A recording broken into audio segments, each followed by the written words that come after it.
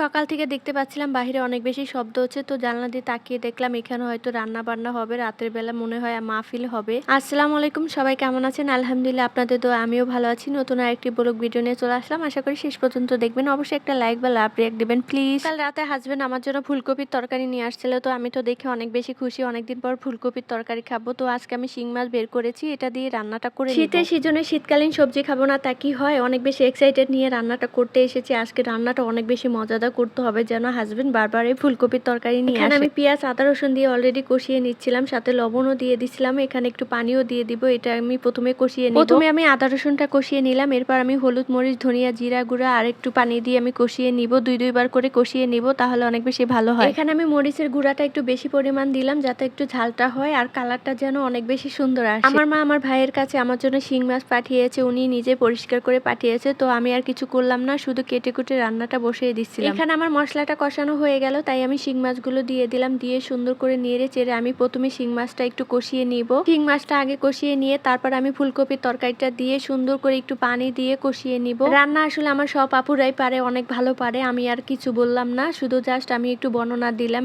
এইভাবে আমি করলাম। তাই এই তো মশলার সাথে মাছগুলো রান্না হয়ে গেছে, তাই ভাবলাম একটু তুলে নেই। মাছগুলো তুলে নিয়ে কিন্তু এখানে আমি সবজিগুলো দিয়ে দিব।